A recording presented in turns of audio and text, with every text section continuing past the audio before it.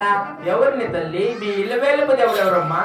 కదిరి కోగిలి వెళ్ళి కదా నరసింహస్వామి సౌతి సమేతంగా కదిరి కోగిలి కన్నా చేరవెళ్ళి అవునులే 300 రూపాయలు ముడుపు కట్టి కదిరి దేవుని వరపడినా కదిరి దేవుడు కనుకరించి నీకు ఆడబిడ్డ సంతానం ఇచ్చినేవునమ్మా. ఇటువంటి మాట వారింటి వారికి తెలిపి మరి సత్యపతి సప్రభుత సమేతంగా వెళ్తాము బాబు. ఆచారం ఒక ప్రాణేశ్వరుడు పిలువనప్పటిగా బయలుదేరగలరమ్మా. అలాగేనైనా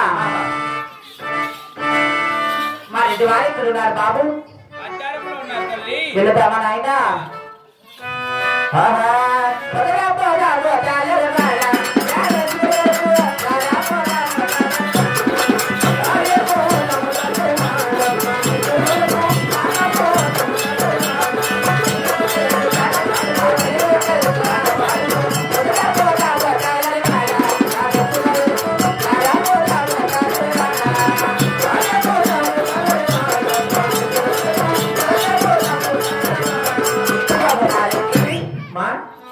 నువ్వు ఇట్లా పద అయి పట్ల వస్తాడమ్మా. సరే బాబు. చిన్నది ఈడెక్కడ పోయిన కోడి పుంజులు అనుకుంటా.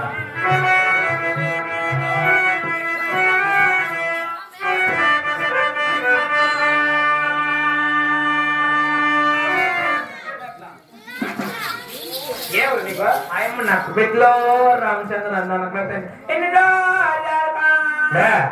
ఏ పాడలోకి చచ్చిపోయిందివా సన్నగాన్ని సుగన సంగీతం ఎక్కిరించదురే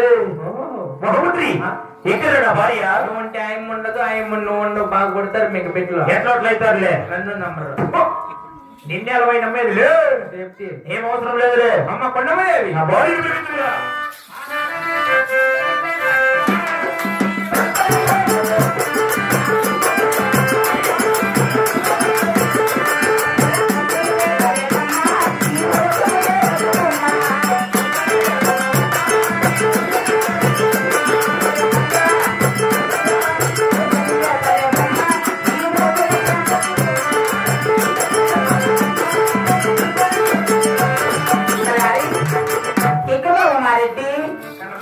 లేదు బాబు. దాన్ని నిలబడుకోండి గోడకే మా ఎన్నరా అయ్యా ఇప్పుడే మాట్లాడుతుంది వాడా ఏడా ఈ పక్క మా ఎన్నంతే అట్లా మీరింటి వారు ఎలాగుంటారు తల్లి?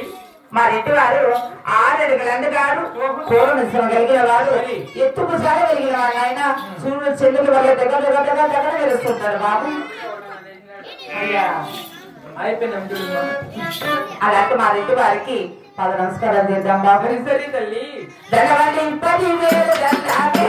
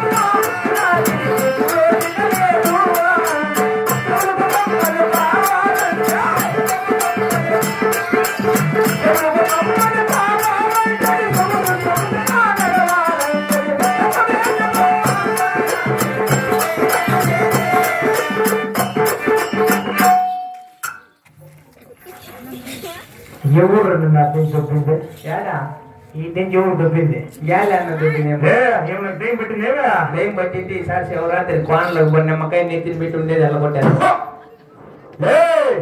నేను చెప్పు నువ్వు కదా నాకేం పన్నా నేను చెక్కల బజ్జీ నేర్చుకుందామని పడతాను రౌనక్క దగ్గర. సన్నగా నేర్చుకో రౌనక్క నువ్వు సన్నగా ఒంటి మీదకి దొక్కుతామని సన్నగా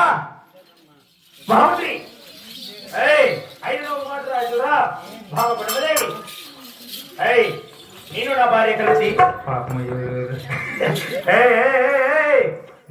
భార్య కలిసి చాలా రోజులు వచ్చినది. అయితే నువ్వు ఇటు చూస్తే భయపడతావు. సెన్న బిడ్డ లోపలికి వెళ్ళిపోయినా నేను భయపడే అంత పని ఏం చేసుకుంటాను